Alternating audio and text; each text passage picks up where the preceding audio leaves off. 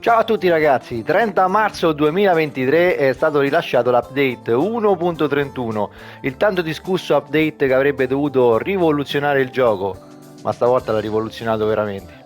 Apriamolo insieme e andiamo a vedere che cosa cambia.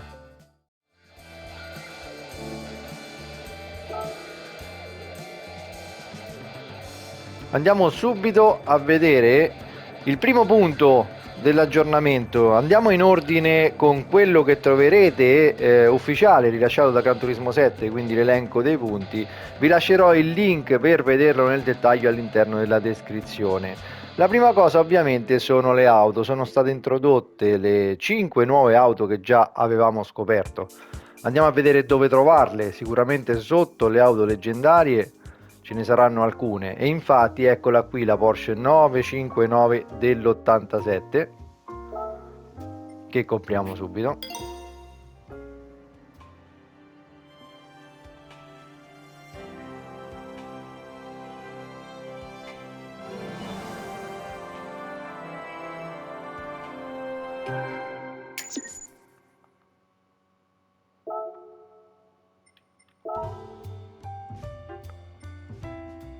Questa Porsche Carrera GTS 904 del 64.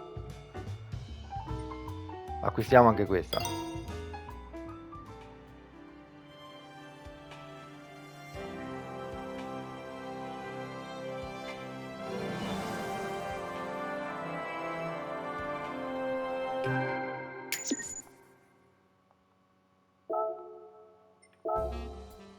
Mi tengo l'altra auto equipaggiata perché vi faccio vedere nei punti successivi che cosa cambierà. Andiamo a vedere anche nel Brand Central, il concessionario del nuovo. Abbiamo news in Europa, quindi l'unica auto da pista che è stata introdotta con questo update, ovvero la RS5 Turbo DTM del 2019. Il colore è unico, la livrea rimane questa. Questa non l'acquisto fino a quando non sono sicuro di doverla usare. Novità anche in Giappone, le ultime due.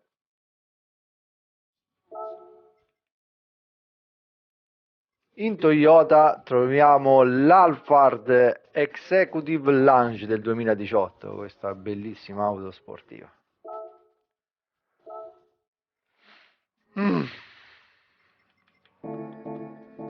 Non la compro.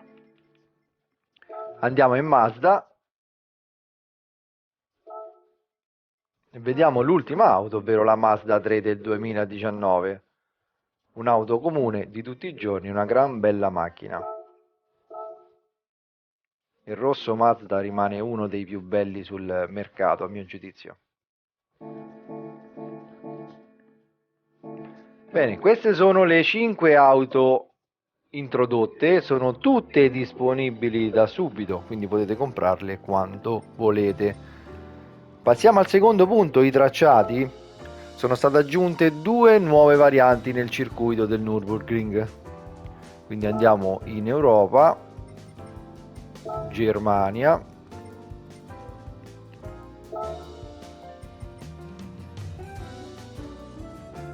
variante durata 23 km e 8, invece il Nordschleife è 20 km e 8, la 24 ore 25 e 3, quindi vedremo cosa cambierà su questa pista. Sicuramente la parte dell'inclusione del nuovo tracciato con il vecchio, oppure c'è la gara sprint che è solo un pezzo del Nürburgring GP.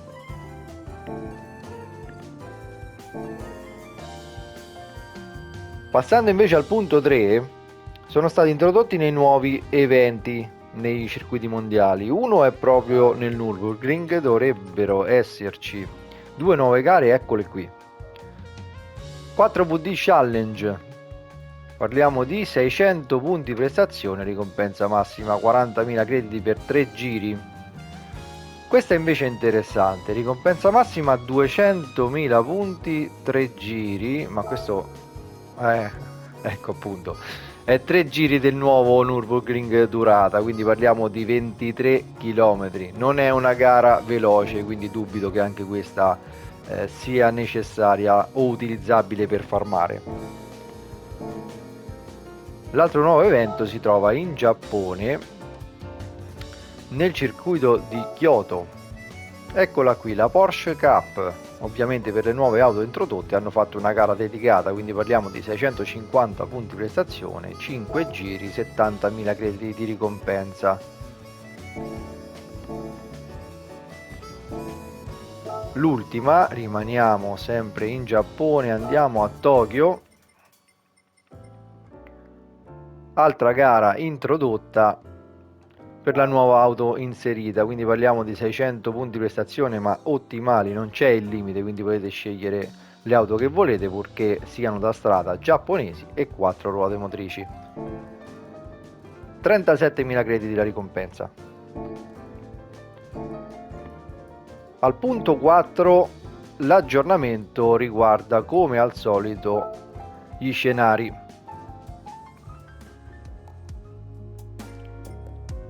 Sono state introdotte nuove località, tutto ciliegi in fiore.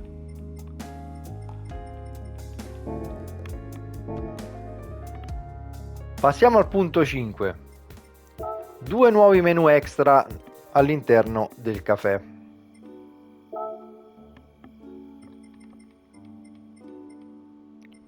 Menu extra numero 18, auto familiari Toyota, e mi manca solo la nuova introdotta.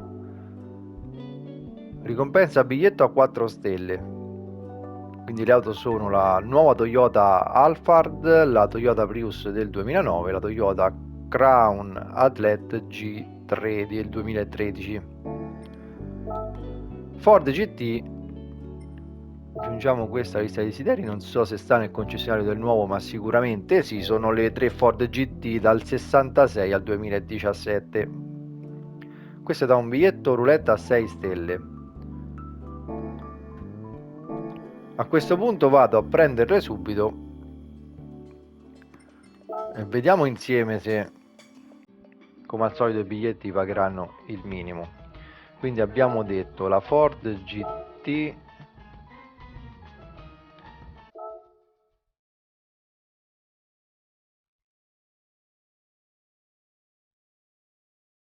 eccola qui.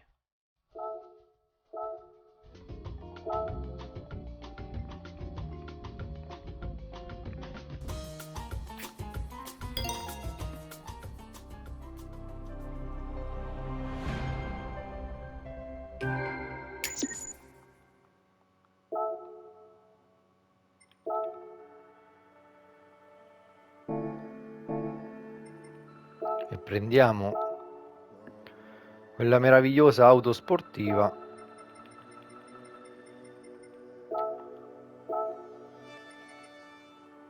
così marrone, è il top proprio.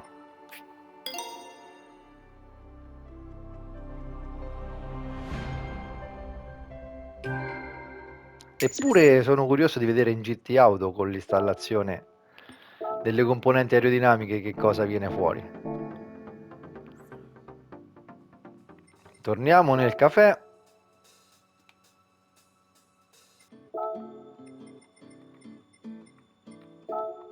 Raccogliamo i biglietti.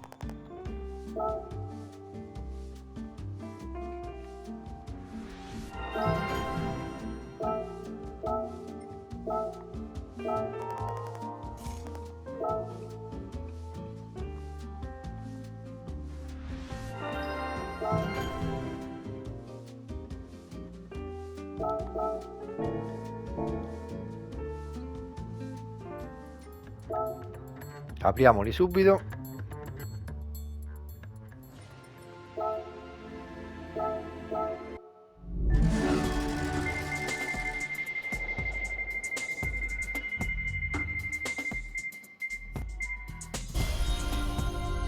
Oh, ogni tanto una gioia.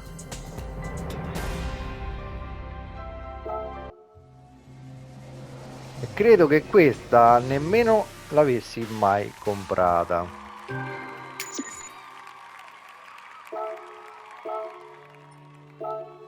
Apriamo il 6 stelle, speriamo in uno swap.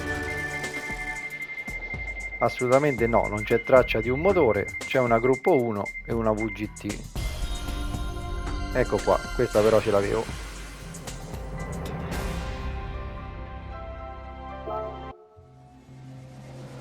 Va bene, non ci lamentiamo, almeno 2 premi degni.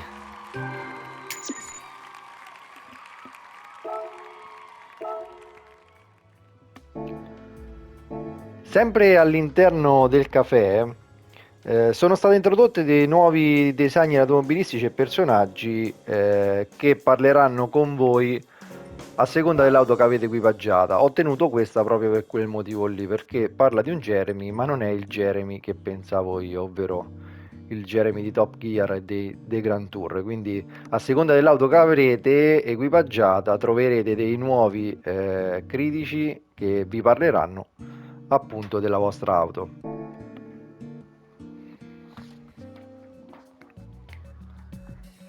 Al punto 6 Polifoni ci parla delle nuove impostazioni video, ovvero è stato aggiunto il supporto per l'uscita a 120 Hz.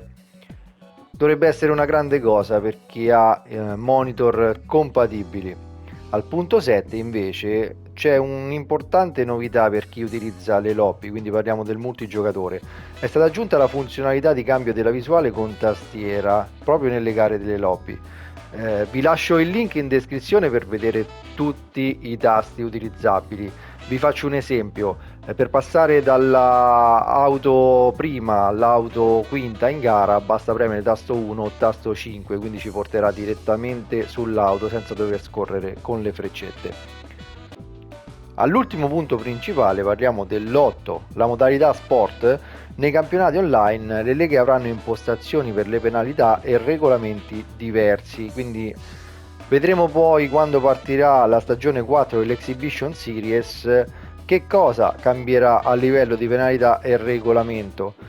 Inoltre aggiunge che nelle leghe GT2 e GT3 ci saranno più gare per consentire una partecipazione più ampia in diversi orari del giorno. Già abbiamo visto nelle prime 3 stagioni dell'Exhibition le gare partivano dalla mattina e finivano la sera, e direi che è una cosa veramente utile soprattutto per chi magari come me ha un lavoro che prevede dei turni, quindi il sabato e la domenica non è che sto a casa, ma spesso lavoro, quindi mi fa comodo avere orari così lunghi. Spero che rimarranno anche nella Lega GT1, quella dove gareggio io. Ma andiamo al tasto dolente, ovvero quello che loro trattano come altri miglioramenti e modifiche è quello che invece sconvolge il gioco, perché cambia il modello di simulazione fisica.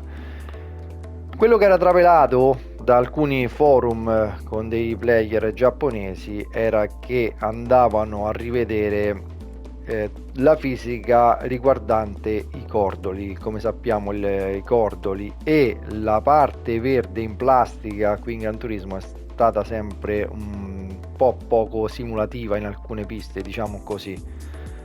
Ma invece non è solo questo, perché hanno rivoluzionato la fisica delle sospensioni, quindi hanno regolato il modello di calcolo della geometria delle sospensioni. Dicono che ciò migliorerà la stabilità dell'orientamento dell'auto durante la frenata e la trazione durante l'accelerazione. Lo vedremo. Hanno regolato anche le caratteristiche ammortizzanti delle sospensioni per migliorare la stabilità dell'auto durante il passaggio su asperità e cordoli, ed era appunto quello di cui vi stavo parlando. Hanno modificato però anche la fisica delle gomme.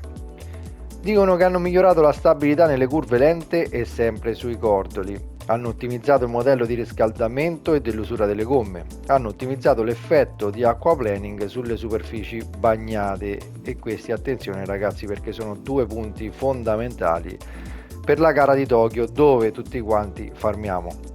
Hanno ritoccato anche l'aerodinamica, hanno aggiornato i dati dell'aerodinamica per le auto Formula e hanno ottimizzato deportanza e resistenza aerodinamica in relazione all'altezza del suolo del veicolo. Quindi anche questo, che sembra poco, in realtà è tantissimo. Hanno modificato anche il sistema anti-lag, ovvero introdotto un limitatore per impedire che il motore raggiunga regimi troppo elevati ad auto ferma. Hanno modificato inoltre le impostazioni iniziali di alcune auto, non ho trovato la descrizione di quale auto siano, ma sia da corsa che stradali. Il punto ancora più drammatico è quello che hanno regolato i punti prestazione di diverse auto in gioco, e quindi adesso andiamo a vedere se tutto il lavoro degli ultimi mesi è andato a monte e bisogna riniziare da capo. Vi dico solo gli ultimi punti trattati dall'aggiornamento e poi verifichiamo la modifica dei punti prestazione sulle auto. È stata modificata inoltre la maneggevolezza del controller wireless sia in sterzata che con ritorno di forza, quindi per chi lo usa magari lasci nei commenti indicazioni per gli altri player. Hanno modificato anche l'impostazione degli aiuti predefiniti, quindi se voi scegliete avanzato, intermedio o principiante rispetto a prima, gli aiuti attivi sono diversi o comunque diversamente funzionanti, perché hanno modificato anche la funzionalità di questi aiuti, ovvero il TCS passando da 1 a 5 è diventato più invasivo a 5 e meno invasivo a 1, quindi hanno proprio aumentato il range di funzionamento. Lo stesso vale per l'ABS, è stato regolato, dicono che hanno migliorato la stabilità durante le frenate più intense, poi lo vedremo. Anche il controllo di stabilità è stato regolato, è stato aumentato per aiutare la stabilità in fase di sovrasterzo, quindi parliamo di questo qui, controllo di stabilità. Anche l'aiuto al controsterzo è stato regolato ed è stato ridotto l'intervento in fase di sovrasterzo, diminuendo il cambio di orientamento dell'autovettura. Un'ultima modifica riguarda proprio le auto leggendarie, ovvero sono stati aggiornati i valori con le quotazioni reali indicate da Haggerty. Non sono da subito, ma sono ogni volta che un'auto tornerà sul mercato, quindi per queste due che sono nuove il valore è aggiornato. Per questa qui, la 8C del 38, rimane 20 milioni, quando la rimetteranno in vendita vedremo che prezzo avrà. Un altro stravolgimento del gioco, ovviamente a seguito del cambio della fisica. Entriamo in qualsiasi circuito e vi faccio vedere che cosa bisogna rifare. Andiamo proprio su questo circuito, sul re. Esperienza del circuito. Vedete che i trofei comunque sono rimasti, ci sono tutti gli ori presi. Che cosa cambia? Cambia che i tempi sono stati azzerati. Quindi ragazzi, non c'è più la classifica di prima, bisogna rifare tutto da capo. Se tenete ad essere i primi al mondo, ricominciate da capo. Vedete che dei miei amici né i miei tempi sono presenti, non ci sono più. Questa modifica non vale solo per l'esperienza sul circuito, ma anche per il centro patenti e per le missioni, soprattutto per la The Human Comedy. Sono state regolate nuove impostazioni per gli eventi, anche nelle missioni legali di accelerazione sono stati modificati i parametri e se guardate l'anteprima della gara, quindi vedere il Ghost come fa quella curva o come fa quell'accelerazione, quindi è stato tutto aggiornato relativamente alla nuova fisica. Entriamo quindi nel garage e vediamo i punti prestazione di tutte le ultime auto portate su Tokyo, se sono cambiati.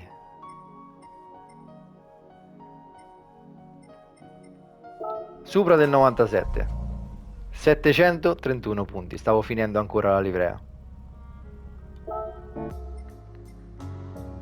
SLR McLaren non funziona più, 710 punti.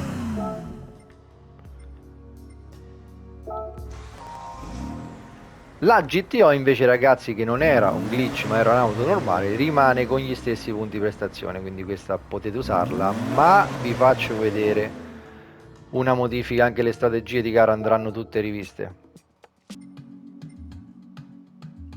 Eccola qui. anche questa 760 punti prestazione. Quindi ragazzi, questa tipologia di setup, che voi li chiamavate glitch o no, non funzionano comunque più. Quindi se li hanno rivisti, credo che normale la situazione non fosse per chi di voi asseriva che era tutto normale. Ecco, vi faccio vedere che cosa è cambiato in Tokyo, perché già sul mio canale mi state scrivendo che i setup non vanno più. Vi faccio vedere dove sta la grossa differenza. Il consumo gomme 25 per 25 per. Capite che ogni giro è come se voi ne faceste 25. Mi sembra un po' esagerata come cosa, cioè così anche con le dure non si riesce più a fare la gara. Voglio vedere Sardegna se hanno modificato. 8 per consumo benzina, 12 per consumo gomme. Vediamo un attimo la DP100, che è da mesi che rimane all'interno dei 600 punti prestazione. Voglio vedere se anche quella è stata rimessa a posto. Costruttore,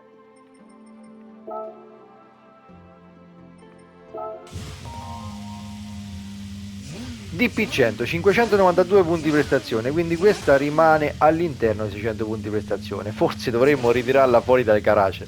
L'abbiamo fatta riposare, ma è il momento, mi sa, di ritirarla fuori. Solo che bisogna capire come gestire il consumo gomme.